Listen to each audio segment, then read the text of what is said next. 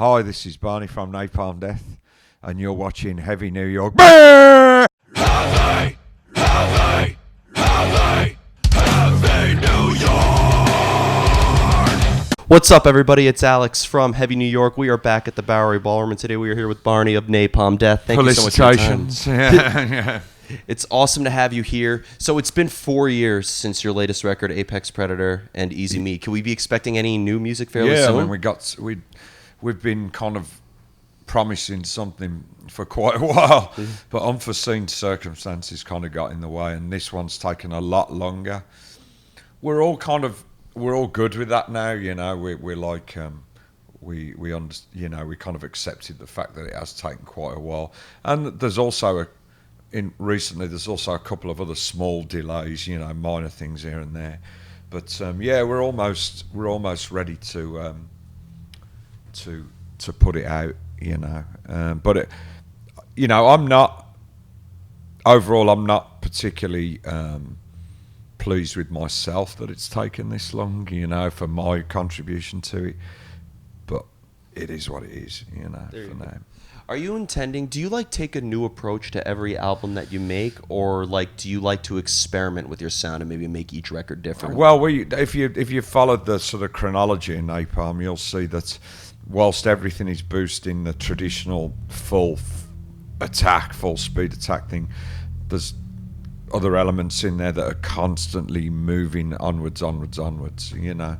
So and the way those are amalgamated as well, I think we've also got a better handle on doing that. So yeah, there's a lot of stuff on there that's like almost like noise rock, at least the in the Napalm style, which is a big thing for us. Because I think one thing, I mean, this is my opinion, you know, but I think the one thing that I don't want Napalm to be remembered as is just a metal band. Because that's something that's put on us a lot. And I understand why people do it to a point, because it's easy to categorise things, you know. But that's really only part of the story, you know. Napalm, sorry, go on. Of course, and you have like a punk rock side to you, for or sure. Hardcore side. Equally, you know, yeah. One thing I was always curious about is I normally save this question for last because it's the hardest question for every musician to answer. But being that your songs are so short, I think the longest song you had was like the first song off Apex Predator and Easy Meat. Like, how do you know when a song is done? Like, at what point are you satisfied? Yeah, we try and keep it instinctive. No, you're all right, man. Come in. No, go for it, man. Go for it. So yeah, we try and keep things instinctive, you know. So not to try and be calculated, you know, because spontaneity is kind of the name of the game, really. That's what got Napalm where it was in the first place. So to try and be too calculated, you know, to meticulously construct things is not really our way. Yeah, of course, you get a lot of ideas on the fly, and songs tend to be very layered. It's all right, mate, no problem. Yeah, of course, yeah. So that's it, really. Yeah, it's so the songs are very involved generally with Napalm, but they're not the product of too much calculated sort of strategy, if you want to put it that way, you know. Do you ever have a preconceived idea of what you want a song to sound like, or is there improvising? Because I feel like your music is very organic. Well, I think that Shane's being the music writer for the large part now. I think he does. Vocally, they will develop as I write them. So I've always got when I go into the studio, I don't rely on whoever's producing the album to tell me, oh, you should make your vocals sound like this in these parts. I already know what I want.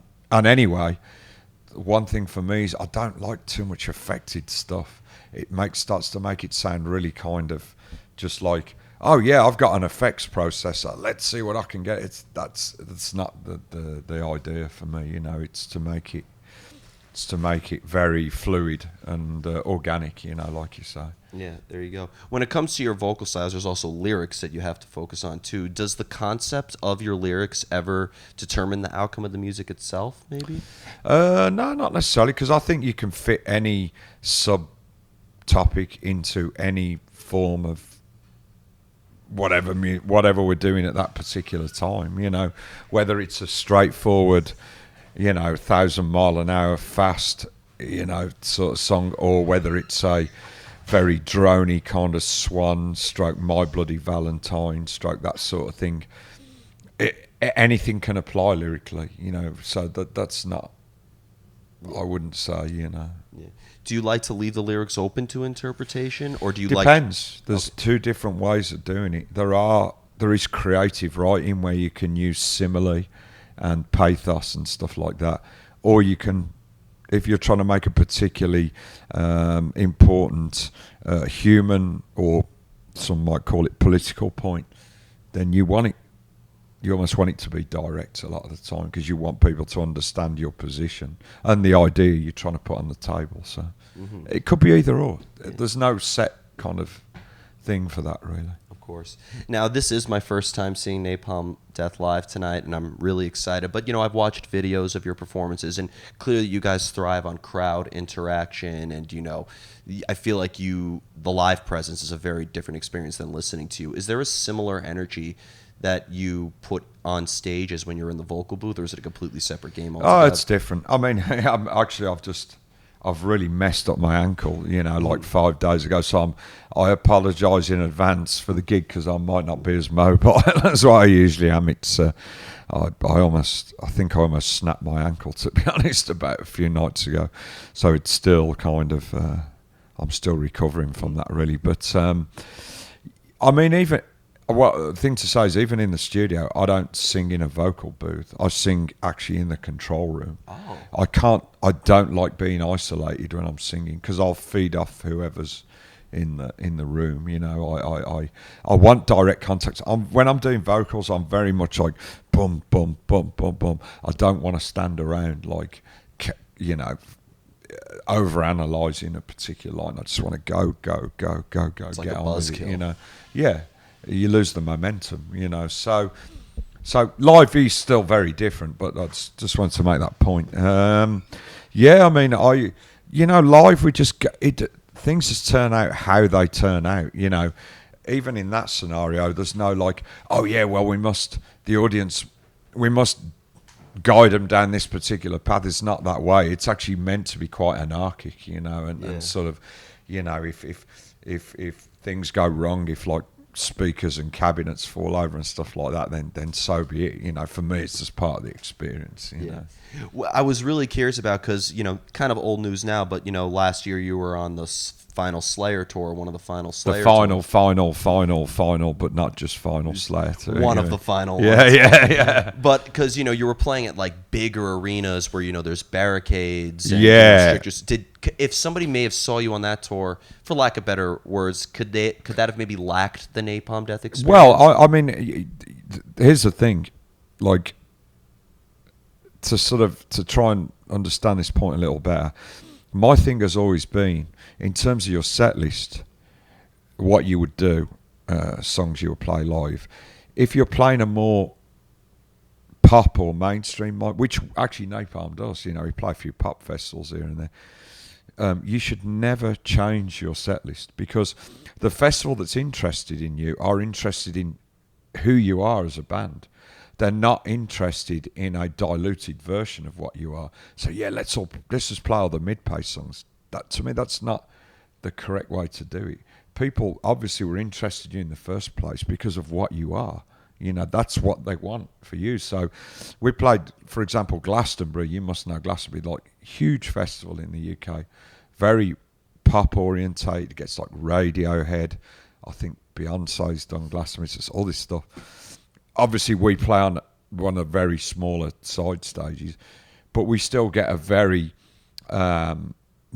you could say, without wishing to pigeonhole people, we still get a very mainstream audience. Yeah. But you don't do a tempered version of yourself. You do the full-on fucking assault. You know what I mean? That's what you should do. You know. So absolutely. I don't know if you heard of this newer hardcore band. They're called Vane. They're from Boston. And, not familiar. Amazing. No. But like they opened one of the first times I saw them. They were opening. You know, they're super heavy, like fairly similar to the style you guys do. And they were opening for a SoundCloud rapper, Ghostmane. Yeah.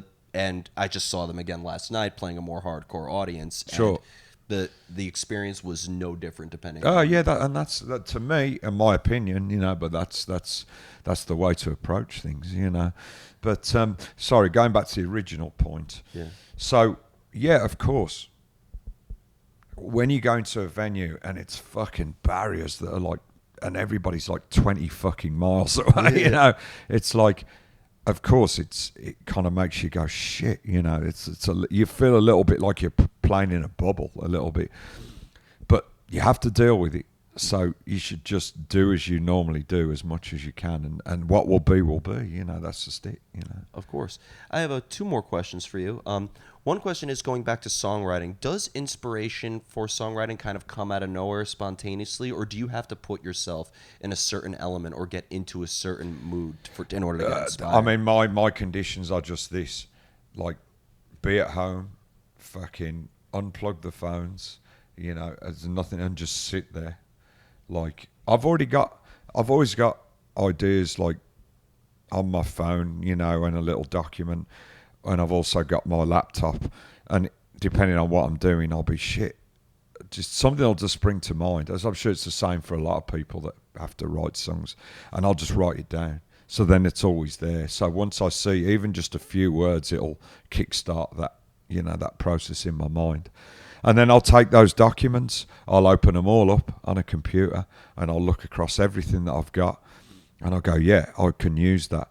I mean, the only determining factor for me is what I'm writing, does it pertain to what's current? Mm-hmm. Because the thing is, it's been done a million times. If you understand this, like, a lot of the bands that used to sound like a band called Discharge, I don't know if you're familiar with that band.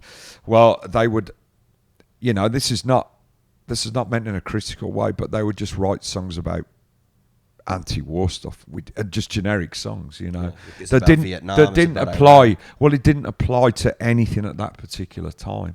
So I mean, that's a good thing, but I think it comes a point where you need to make things like current, like topical or whatever. Mm. Otherwise, people are like, well, what are you referring to at this point?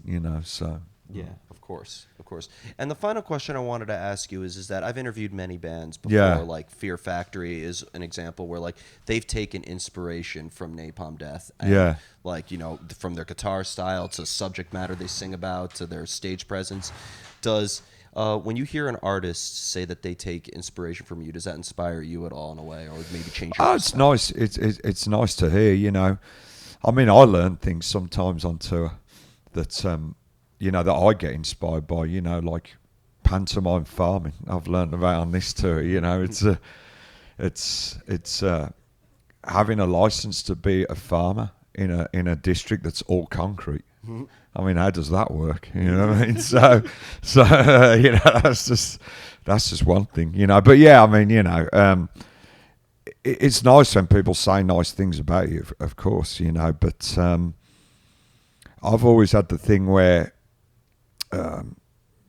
my band could be your band, sort of thing. I was just in the right place at the right time. I could do something sort of fairly well. And the end results seemed to be quite good and people liked it. And that was it, really. There was no great big sort of artistic development for me. I was an engineer before I did this, working in a generic car supply factory. I was in a couple of bands, here and there, just fun bands. And one that actually did put an album out before this, but it was just like almost coincidence, it was just the whole. So I just do what I do, there's no great secret to it, it's just I've carried on doing it, so if people are inspired by that, then so be it, but I do scratch my head sometimes. I'm sure we all do, you think, how the fuck did I get here, man, what I mean, and it's Of course. Things. Of course. And still here in 2019. Yeah. Okay. So before we go, I want to thank you so much for your time today. Is there just, you mentioned you're working on some music now. Can we be expecting any Napalm Death going into 2020 or in tours? Or anything? There'll be something in 2020. I mean, we've got some stuff already planned in Europe for early next year. And actually, we're going to come out to the States. sort of April, May, I think, around that time. That's the plan. It could change. But in terms of the tour that we're going to do, there's a number of approaches we could take in terms of the bands that we're going to take with us. So we're trying to do different stuff. We're trying to make the bills that we do varied, very varied. And not easy, but I think for your own kind of satisfaction, really, you want to do a variety of different things. Doing the same thing all the time, it kind of feels sometimes like a bit of a production line, and you don't want it to be that. You know what I mean? Are you gonna do what Jim Carrey said and slow down and start doing some duets? Yeah. Yeah. I mean, I know what you're referring to. Yeah. People still send that to me. And I can only imagine how sick you are of hearing people mention No, that. I'm not sick of it. It's just again, it's one of the things I'm like, what, how, why? It just doesn't compute almost. So. Yeah, there you go. Well, thank you so much, Barney. No worries. Everybody, we are here with Barney of Napalm Death. New music coming very soon. Yeah, This is Alex from Heavy New York, and we'll see you next time. Yeah.